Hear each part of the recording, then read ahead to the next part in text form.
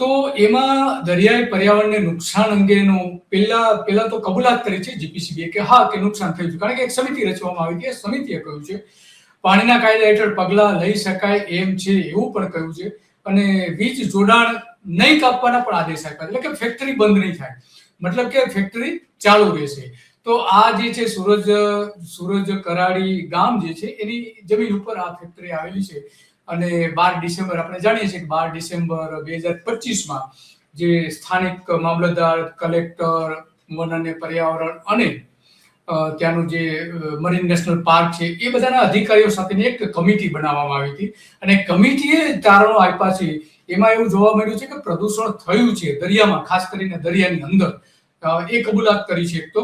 અને આ ગંદા પાણીની જે પાઇપલાઇન ત્યાં નાખવામાં આવી રહી છે ત્યારે લગભગ 600 કરોડ રૂપિયા જેવી છે, અને એ પાઇપલાઇન માટે સામે પણ કેટલાક વાંધાઓ ઉઠાયા છે કે જે રીતે દરિયામાં પ્રદૂષણ પહેલા થયું છે તો પાઇપલાઇનથી પણ થઈ શકે છે. તો આ બધી વાતો કરી છે, ને એ બધી વાત આપણે કરવા માટે દેવરામભાઈ આપણી સાથે લાઈવમાં જોડાઈ રહ્યા છે, કારણ કે દરિયાના જીપીસીબીએ કબૂલાત કરી છે કે દરિયાના તળની રચના, રંગ અને આકારમાં ફેરફાર થયો છે. તો હવે આ એક જે સ્વતંત્ર સંસ્થા છે એને જવાબદારી સોંપશે, અને એ જવાબદારી પ્રમાણે એની તપાસ કરશે આજુબાજુ કેટલું પ્રદૂષણ ફેલાઈ ગયું છે બધી, અને પછી અહેવાલ આપશે. જો કે આ અહેવાલ જે સમિતિ રચવામાં આવી હતી એનો અહેવાલ હજુ સુધી જીપીસીબીએ કે સરકારે જાહેર કર્યો નથી કે કલેક્ટરે જાહેર કર્યો નથી. એ તાત્કાલિક ધોરણે જાહેર કરવો જોઈએ કે અહેવાલમાં શું છે, કારણ કે ઓર્ડર કર્યો છે. અને દેવરામભાઈ સાથે આપણે વાત કરીએ. દેવરામભાઈ, તમારું સ્વાગત છે ગુજરાત રિપોર્ટમાં. હા સાહેબ, નમસ્કાર. તો હું દેવરામભાઈ. હા, તમે 2012 થી જે લડી રહ્યા છો એક મહાકાય કંપની સામે, અને એમાં આંશિક, બહુ સફળ તો ન કહી શકે પણ આંશિક વિજય થયો છે, કારણ કે જે એક તો પેલી વાત તો કે એનો અહેવાલ જાહેર કરાયો, બીજું કે એવું કહેવામાં આવ્યું છે કે કોઈ સ્વતંત્ર સંસ્થા જે છે દેશની અલગ અલગ, એના નામ પણ લખેલા છે, તો એ તપાસ કરશે અને એ અહેવાલ આપશે. હવે જ્યારે તપાસ થાય ત્યારે સાચું, ને જ્યારે અહેવાલ આવે ત્યારે સાચું, પણ કમસે કમ કેટલીક કબૂલાતો કરી છે જીપીસીબીએ. તો તમે કઈ રીતે આને જોઈ રહ્યા છો? શું તમારી સફળતા તમે ગણો છો આમાં, કે કઈ રીતે તમે મૂલવી રહ્યા છો? આજે 2011 થી કરીને અત્યાર લગન આપણી લડત ચાલુ છે, પણ આજે હાલ કે કહેવાય જો પ્રમદી જે રિપોર્ટ જીપીસીબી આવ્યા એ એક બહુ સારામાં સારું છે, ને આજે જીપીસીબી કે પહેલી વખત આ કામ કર્યું આટલા વર્ષની અંદર. આ અહેવાલ આપણે જોઈએ છીએ જે દેવરામભાઈ વાત કરી રહ્યા છે, આ અહેવાલ પણ આપ્યો છે જીપીસીબીએ. તો દેવરામભાઈ, હવે શું આ તો માનો કે ઘણી બધી એમાં કેટલીક કબૂલાતો કરી છે, પાઇપલાઇનમાં જો નાખવામાં આવી છે પ્રદૂષણ ફેલાશે, પણ આમાં ખેતીવાડીને કેટલું નુકસાન શું થયું એ કોઈ ઉલ્લેખ નથી. ખેતીવાડીનો અત્યારે કુવા અને જમીનનું અત્યારે સાવ બગડી ગયું, પાણીના તળ બગડી ગયા, અત્યારે કેમિકલ જ છે આખું. જો અત્યારે તમે દિલીપભાઈ જુઓ ને તો અત્યારે આખી જમીન, ખેતીની જમીન પૂરું થઈ ગયું અત્યારે 23-24 ગામનું. અત્યારે 23-24 ગામનું અત્યારે સાવ એમ જુઓ ને તો અત્યારે વાવી નથી શકતા. તો આ જે પણ આટલું કેમિકલ જીપીસીબી ની જે જામનગરની ઓફિસ છે એને જે કેટલાક આ પગલા ભરેલા છે એનાથી એ તમે તમારો વિજય માનો છો કે કઈ રીતે એને મૂલવો છો તમે? 58 જીપીસીબી વાળે હાલ કે રિપોર્ટ આપ્યો છે, સાચો આપ્યો, અને હજી અડધો પડધો આપ્યો છે, બહુ પૂરેપૂરો સાચો નથી આપ્યો, ગોળ જવાબ આપ્યો દિલીપભાઈ. અટાણે ગોળ એને સાચા પગલા નથી લીધા, પણ હવે એને બીજા ઉપર જોડ્યું છે. જો હવે ઉપરથી કઈક તપાસ આવે અને એવું બધું હજી નકાઈ પગલા લઈ શકે છે, એને બધું નજરે દીઠું છે, એને નજરે જોયું.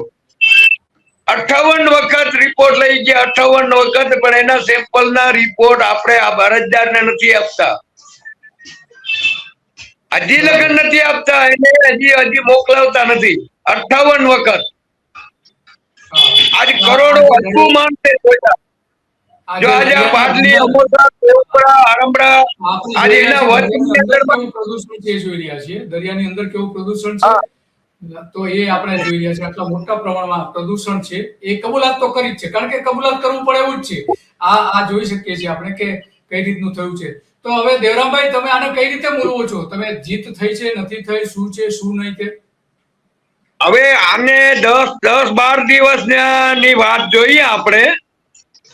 એને અટણ લઈકું બધા ઉપર અટણ બધા એનજીટીમાં બધામાં. હવે જીપીસીપી વાળા બધાને હું તો કહું સાથે રાખીને એનું વિઝિટ કરે, ભલે ઉપરથી આવે. આજે વિજ્ઞાની વાળાને એને બધાને બોલાવ્યા.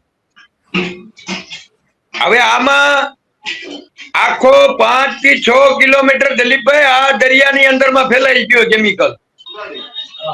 આટલું આજે નજરે આટલું લાખું માણસો જોયું.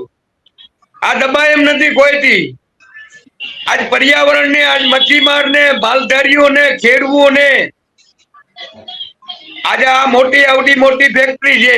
આ નાનકડી તો નથી ટાટા, આ ટાટા નું નામ છે. તો આજ ટાટા જો એટલી નુકસાની કરતી હોય, આજ બીજા જેના ખેડૂતોની જમીન બગડી ગઈ, આજે એને કોઈ અટણે એને લાભ નથી મળતો. એને તો વર્ષનો જ આ જમીનમાં તો કઈ થતું નથી. તો પછી અટણે દેવપુરા ગામમાં છે તો અહીંયા સિમેન્ટ પ્લાન્ટ નું આટલું આ કેમિકલ છે 5 થી 6 કિલોમીટર ઉપર. દિલીપભાઈ, અમે નજરે જોયું, નજરે બધું પર્દાફાશ કર્યું. આ લોકેશન થી મેં આખું શૂટિંગ જ ઉતાર્યું. નકે કોઈ માને નહીં, જીપીસીપી વાળા માનતા નહીં. પછી આ કેમેરો મેં લોકેશન થી એનો આખો ફોટો પાડીને ટાઈમ ટેબલ, તારીખ, વાર શીખે મેં આનો આખો પર્દાફાશ કર્યું. હજી આના કરતા હજી બીજું છે. હજી આ સાઈડ માં હજી નાખે કેમિકલ. આ એક નથી, આ મોટી કેમિકલ ની આખી ફેક્ટરી છે. હજી આવા નવા બે છે કણે. ઈ તો હવે આપણે એને હજી હવે રજૂ કરશું. બરાબર છે.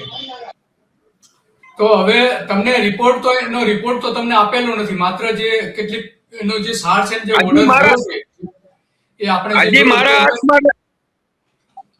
મારા હાથમાં દિલીપભાઈ આવ્યો નથી. એને પ્રાંત અધિકારીને આપ્યો છે. મને હજી જીપીસીપી વાળા નથી દઈ શકતા. પછી પત્રકારોને એને પ્રાંત અધિકારી આપ્યા, આના રિપોર્ટ આવ્યા ને.